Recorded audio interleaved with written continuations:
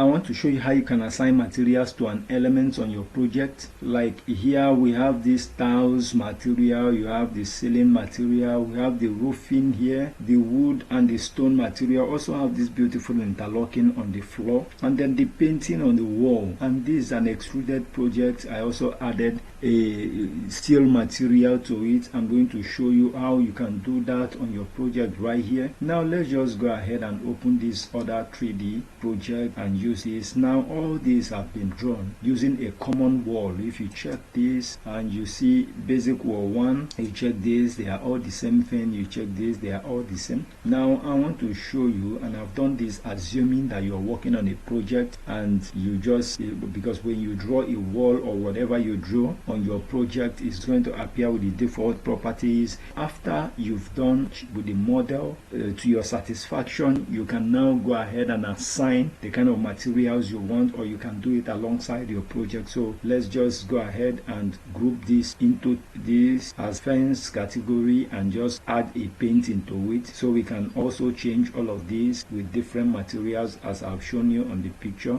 Now here what you have to do is just to go to edit, type, you go ahead and duplicate it so that all others don't change with it alongside with it. You can leave it as wall 1, 2. Then you come to edit, you go by category, you open by category. Now once you're in this dialog box, the next thing you want to do is to check the appearance of this. Now you can see that that wall has this concrete lightweight, but we are not dealing with concrete here, we're just dealing with painting. So let's just go here and type painting before we do any other thing. Paint. Now these are the ones that belong to the category of paint, all of this. So if we choose this gypsum wall board, for example, on the appearance you can see it there, and you can see every other thing. But if you want more properties concerning this paint, if you come to this place, this is open/close asset browser, you open it, you get to see more about that same this. But here does not necessarily mean that they all belong to that painting. If you come to the Autodesk category,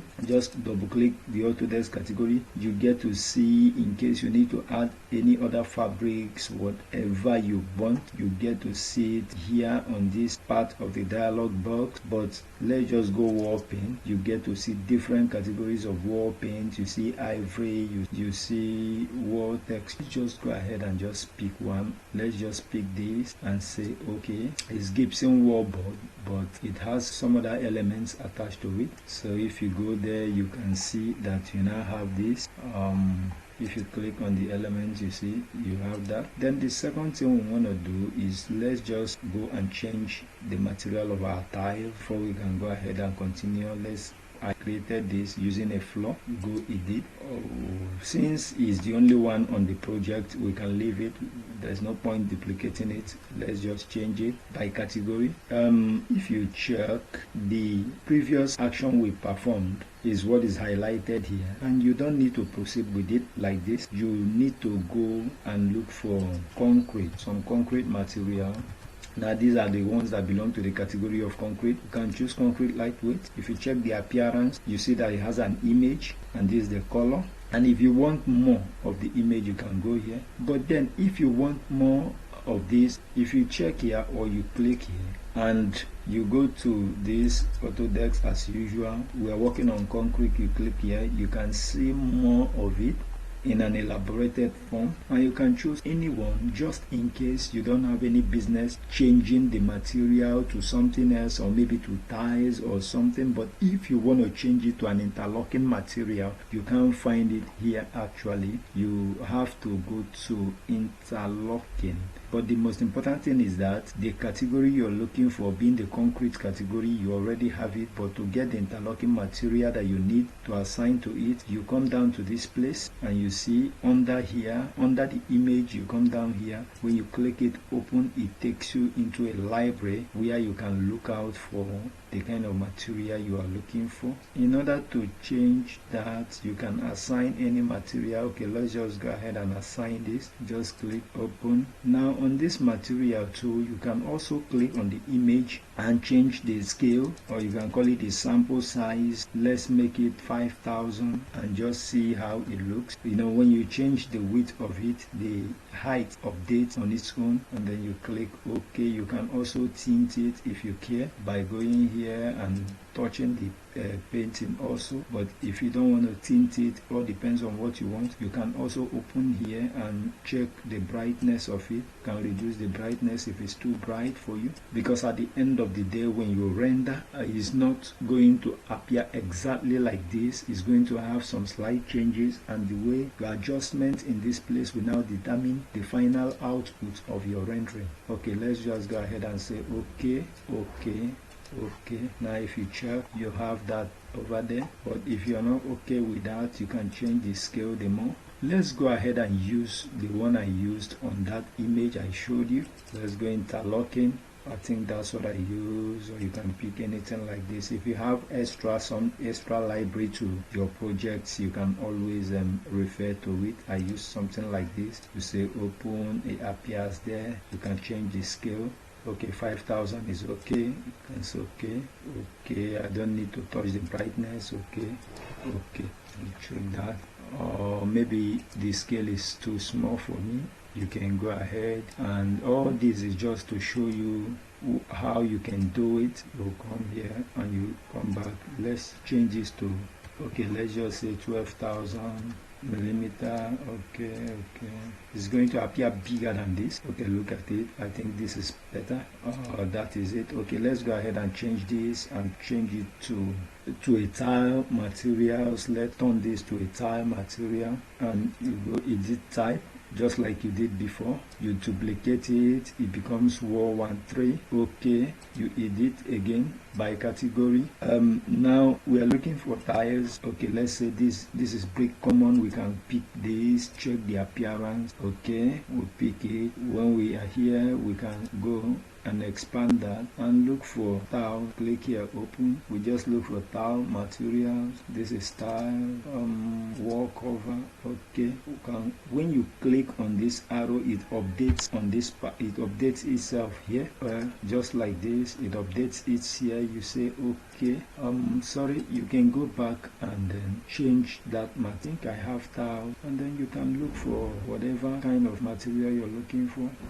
List and look for a floor material. These are floors. Put it on thumbnail. We have all of these, and what we are going to do is to check this out, and then you can find one. Alright, let's just go for this. Open, just to show you how you can do this. You come here, you can change here to 6,000. Yeah, the height automatically updates, and if you go okay, check, you have that on that surface right there, and then you can also touch the scale if you care. And then let's go for roofing material. This your wall, you edit it, you duplicate it so that others doesn't just change with it. You say by category, and we are looking for roofing. You can type roof. When you type roof, all of these materials comes up. You can pick this, and when you pick that, you can also duplicate and call it roof 1.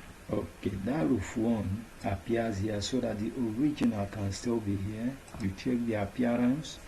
Okay, now the problem here is that the material is not the image type material. For example, if you click on this is also not the image type material. This is also okay. This one of the image type materials is here already, or we can also duplicate it. You duplicate, let's call it step tile. Okay. Then here you can expand it and look for that roof material. This is roofing. Click on it, see all of these for this, and go for this and update it. You see that when you update it, you can change it if you care. Now this is one of those roofing materials. This is the one that is active right now. You can look for other one depending on what you're looking for. This is the one I used on that image. You can say okay, and then you can come to its property and change the brightness. There is no need going to tint it. Then you can turn here to, let's say, 10,000 millimeters. Okay, you apply, say okay.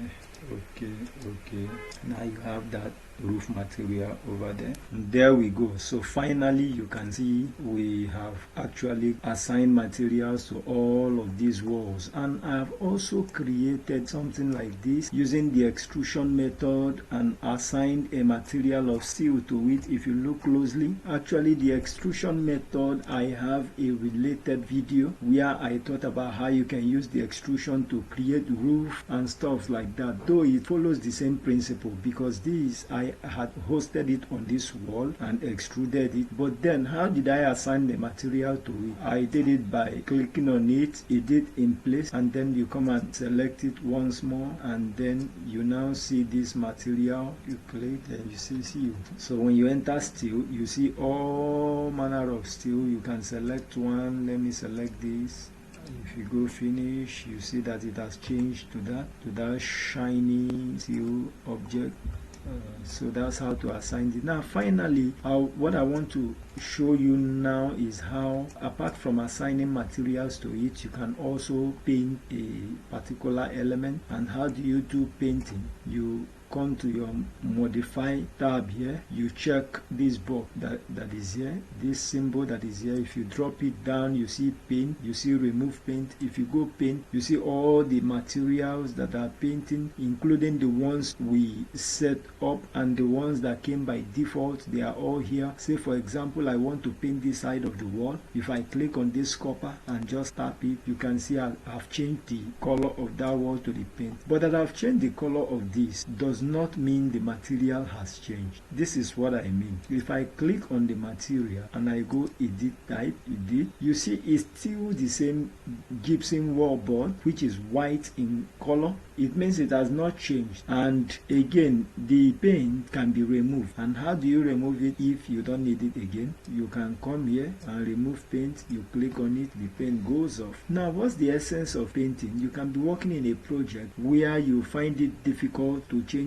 every materials, and in some recessed part of your project, you just want to paint it instead of trying to assign materials to it and it's affecting the other part. So what you have to do is you just go ahead and paint that particular recessed part and you just leave it at that. But if you render it, it's going to come out with the painting material assigned to it. But under normal circumstance, the material remains the original material assigned to it. So let's go again and use another paint. Let's say for example, I still want to paint this wall to this material. So you can see I've changed this wall to that material, and just like that. So this is pretty much for this video. You can go ahead and like this video, share it, comment on the comment section, and then make sure you subscribe to this channel until I come your way again. Thanks for watching.